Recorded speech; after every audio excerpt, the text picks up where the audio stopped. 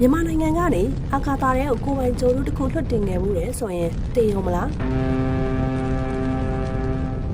အာကာသထဲကိုကိုယ်ပိုင်ကြိုးတစ်လုံးလွှတ်တင်မှုဆိုတာနိုင်ငံတိုင်းရဲ့အိမ်မက်တစ်ခုဖြစ်ပါတယ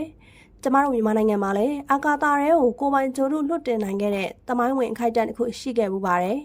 အဲ့ဒီလွှတ်တင်လိုက်တဲ့ဂျိုလေးရဲ့နာမည်ကတော့ MM1 ဖြစ်ပြီးမြန်မာလိုလောကနဲ့ဂျိုလူလို့ခေါ်ပါတယ်ဒါကမြန်မာနိုင်ငံရဲ့ပထမဆုံးသောအသေးစားဂျိုလူတစ်လုံးပဲဖြစ်ပါတယ်ဒါပေမဲ့စိတ်မကောင်းစရာကတော့ဒီဂျိုလူလေးကမ္ဘာအပြင်ကိုရောက်သွားတဲ့အခါမှာလူတိုင်းမျှော်လင့်မထားတဲ့အလှည့်ပြောင်းတွေနဲ့ကြုံတွေ့ခဲ့ရပါတယ်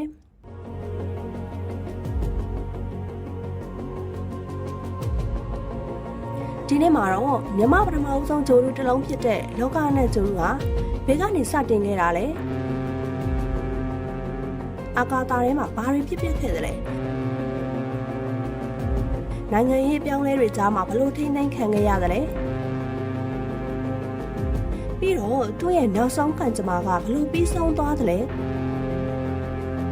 ဲတာရာတွေကိုအချက်လက်နဲ့တကွအသေးစိတ်ရှင်းပြပေးမှာဖြစ်လို့ဗီဒီယိုကိုအဆုံးထိကြည့်ရှုပေးဖို့အတွက်တိုက်တွန်းလိုက်ပါရစေရှင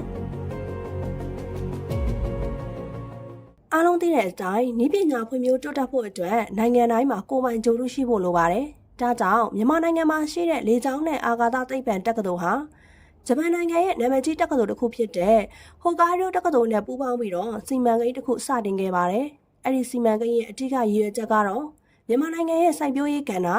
တစ်တောင်းကာကွယ်ရေးလုပ်ငန်းတွေနဲ့တဘာဝဘေးရန်တွေရှာဖွေစွန့်ကြည့်ရေးလုပ်ငန်းတွေမှာအသုံးပြုဖို့အတွက်ဖြစ်ပါတယ်။အထူးသဖြင့်ရေကြီးတာတွေမုန်တိုင်းကျတာတွေကိုကြိုတင်သိရှိနိုင်မှုနဲ့မြေပုံအချက်အလက်တွေရယူဖို့အတွက်ရည်ရွယ်ပြီးဖန်တီးခဲ့တာပါ။ဒီဂျိုလူလေးဟာအရွယ်အစားအဖြစ်တော့ကြီးမားတဲ့ဂျိုလူတစ်ခုမဟုတ်ပါဘူး။အလေးချိန်အားဖြင့်တော့50ကီလိုဂရမ်လောက်ပဲရှိတဲ့မိုက်ခရိုစတက်လိုက်အမျိုးအစားဖြစ်ပေမဲ့သူ့မှာပါဝင်တဲ့ကင်မရာတွေနဲ့နည်းပညာတွေကတော့မြန်မာနိုင်ငံရဲ့မြေမျက်နှာသွင်းမြင်ကိုကောင်းကင်ယံကနေအသေးစိတ်ရိုက်ကူးနိုင်တဲ့အထိစမ်းဆောင်ရည်မြင်မာပါတယ်။ဒီစီမံကိန်းကို2019ခုနှစ်ဝန်းကျင်မှာစတင်အကောင့်ထဲပေါ်ခဲ့ပြီးတော့မြန်မာအင်ဂျင်နီယာတွေနဲ့ဂျပန်ပညာရှင်တွေအတူတကွပူးပေါင်းညှိနှိုင်းဆောင်ရွက်ခဲ့ကြပါတယ်။ဂျိုးတို့တည်ဆောက်မှုလုပ်ငန်းတွေပြီးစီးသွားတဲ့အခါမှာတော့အမေရိကန်နိုင်ငံကနေတဆင့်နိုင်ငံတကာအာကာသစခန်းစီကိုပို့ဆောင်မှုပြင်ဆင်ခဲ့ကြပါတယ်။ဒီနေရာမှာရှင်းပြချင်တာကဂျိုးတို့တွေကိုလွှတ်တင်လိုက်တဲ့အခါမှာကမ္ဘာပေါ်ကနေဓာတ်ရိုက်လွှတ်တင်တာမျိုးရှိသလိုနိုင်ငံတကာအာကာသစခန်းစီကိုအရင်ပို့ပြီးကမှအဲ့ဒီစခန်းကနေတဆင့်ကမ္ဘာပတ်လန်းထဲကိုဒုံးပြန်နဲ့ပြန်လွှတ်တာမျိုးတွေလည်းရှိပါတယ်။လောကနဲ့ဂျိုလူကတော့ဒုတိယနီလန်းကိုအသုံးပြုပြီးလွှတ်တင်တာပါ2021ခုနှစ်ဖေဖော်ဝါရီ20ရက်နေ့မှာအမေရိကန်နိုင်ငံဗာဂျီးနီးယားပြည်နယ်ကနေ NG-15 လို့ခေါ်တဲ့ကုန်တင်အာကာသယာဉ်နဲ့အတူမြန်မာဂျိုလူလေးကိုနိုင်ငံတကာအာကာသစခန်းစီကိုအောင်မြင်စွာလွှတ်တင်နိုင်ခဲ့ပါတယ်။အဲ့ဒီချိန်တုန်းကမြန်မာနည်းပညာဟာတမိုင်းအတွက်အလွန်ကောင်းယူစရာကောင်းတဲ့ခြေလှမ်းတစ်ခုဖြစ်ခဲ့ပါတယ်။ဒါပေမဲ့ဂျိုလူလေးကနိုင်ငံတကာအာကာသစခန်းစီကိုရောက်သွားတဲ့အချိန်မှာမြန်မာနိုင်ငံမှာမျှော်လင့်မထားတဲ့စစ်အာဏာသိမ်းမှုတွေစတင်ဖြစ်ပွားခဲ့ပါတယ်။ဒီအာဏာသိမ်းမှုကြောင့်ပဲဂျပန်နိုင်ငံကသိပ္ပံပညာရှင်တွေနဲ့ဟိုကိုင်ဒိုတက္ကသိုလ်ရဲ့တာဝန်ရှိသူတွေကြားမှာစိုးရိမ်ပူပန်မှုတွေအကြီးအကျယ်ပေါ်ထွက်ခဲ့ပါတယ်။သူတို့ကဒီဂျိုလူကနေပေးပို့မဲ့မြေပုံအချက်လက်တွေနဲ့ကင်မရာနည်းပညာတွေကိုမြန်မာစစ်တပ်ကစစ်ရေးရည်ရွယ်ချက်အတွက်အသုံးပြုပြီးတော့အယက်သားပြည်သူတွေကိုပြစ်မှတ်ထားတိုက်ခိုက်မှာကိုစိုးရိမ်နေတာပဲဖြစ်ပါတယ်။လောကနဲ့ဂျိုလူရဲ့မူလရည်ရွယ်ချက်ကစိုက်ပျိုးရေးနဲ့တဘာဝဘေးအန္တရာယ်စောင့်ကြည့်ဖို့တတ်ပဲဖြစ်တဲ့အတွက်ယခုလိုအချိန်တွေပြောင်းလဲသွားတဲ့အခါဂျပန်ပညာရှင်တွေဘက်ကဂျိုလူကိုကမ္ဘာပတ်လန်းနဲ့ဆက်လှုပ်ဖို့ဝေခွဲမရဖြစ်သွားခဲ့ပါတယ်။အဲ့ဒီအချိန်မှာပဲဂျိုလူလေးဟာဂျပန်နိုင်ငံရဲ့အာကာသအေဂျင်စီရဲ့ထိန်းချုပ်မှုအောက်မှာရှိနေပြီးတော့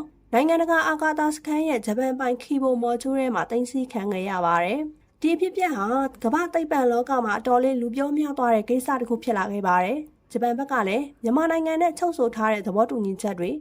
သိပ္ပံပညာဆိုင်ရာကျင့်ဝတ်တွေကြားထဲမှာအကျက်ရိုက်ခဲ့ပါတယ်။နောက်ဆုံးမှာတော့ဂျိုလူကိုဂျပန်နိုင်ငံဘက်ကနေပဲအချက်လက်တွေကိုဓာတ်ရိုက်ထိန်းချုပ်ကိုင်တွယ်သွားမယ်ဆိုတဲ့လုံခြုံရေးဆုံးဖြတ်ချက်တွေချမှတ်လိုက်ပြီးတော့ကမ္ဘာပတ်လန်းထဲကိုလွှတ်တင်ဖို့သဘောတူညီခဲ့ပါတယ်။ဒါကြောင့်2021ခုနှစ်မတ်လ22ရက်နေ့မှာတော့နိုင်ငံတကာအာကာသစခန်းရဲ့ဂျပန်ပိုင်ခီဘိုမော်ဂျူးကနေတဆင့်လောကနဲ့ဂျိုလူလေးကိုကမ္ဘာပတ်လန်းထဲကိုအောင်မြင်စွာဖြန့်ကျက်လွှတ်တင်နိုင်ခဲ့ပါတယ်။အဲ့ဒီချိန်ကစပြီးမြန်မာနိုင်ငံရဲ့ပထမဆုံးဂျိုလူလေးဟာကမ္ဘာမြေကြီးကိုလှည့်ပတ်ပြီးတော့အာကာသထဲကနေအချက်လက်တွေကိုစတင်ပေးပို့ခဲ့ပါတယ်။ဂျိုလူတစ်လုံးရဲ့သဘာဝအတိုင်းအနေမြင့်ပတ်လန်းထဲမှာရှိနေတဲ့လောကနက်လိုမိုက်ခရိုစတက်လိုက်တွေဟာ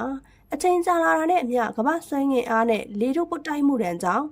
ပတ်လန်းအမြတဖြည်းဖြည်းရောကျလာလေးရှိပါတယ် လောကနဲ့ဂျိုရူလေးဟာအာကာသထဲမှာစုစုပေါင်းတက်တန်း2နှစ်တလားနဲ့14ရက်တိုင်ကမ္ဘာပတ်လန်းကျောင်းထဲမှာတာဝန်ထမ်းဆောင်ခဲ့ပါတယ်။ဒါဟာအသေးစားဂျိုရူအမျိုးအစားတစ်ခုအတွက်ပုံမှန်သတ်မှတ်ထားတဲ့တက်တန်းပဲဖြစ်ပါတယ်။သူ့ရဲ့ပတ်လန်းတက်တန်းကုန်ဆုံးချိန်ဖြစ်တဲ့2023ခုနှစ်ဧပြီလ4ရက်နေ့မှာတော့လောကနဲ့ဂျိုရူဟာကမ္ဘာလေထုထဲကိုပြန်လည်ဝင်ရောက်လာခဲ့ပြီးတော့တိတ်တဲတဲ့လေထုရဲ့ပုတ်တိုက်မှုကြောင့်အာကာသထဲမှာတင်လောင်ကျွမ်းပျက်စီးသွားခဲ့ရပါတယ်။ဒါကတော့သိပ္ပံပညာအရဖြစ်ပေါ်လေးရှိတဲ့ဂျိုရူတွေရဲ့ဘဝနေကုန်းပဲဖြစ်ပါတယ်။ဒီစီမံကိန်းဟာမြန်မာနိုင်ငံအာကာသနည်းပညာသမိုင်းအတွက်တော့အလွန်ကြီးမားတဲ့ခြေလှမ်းတစ်ခုဖြစ်ခဲ့ရပါတယ်။သိန်းပေါင်းများစွာတဲ့ဘတ်ဂျက်တွေမြန်မာအင်ဂျင်နီယာတွေနဲ့ကျောင်းသားတွေရဲ့စူးစမ်းအားထုတ်မှုကြောင့်ဒီဂျိုရူလေးဟာအာကာသထိရောက်ရှိခဲ့ပေမဲ့စိတ်မကောင်းစရာကဒီလိုငွေကုန်ကြေးကျများတဲ့ဂျိုရူတစ်ခုကိုခက်ခက်ခဲခဲလွှတ်တင်ခဲ့ပြီးမှ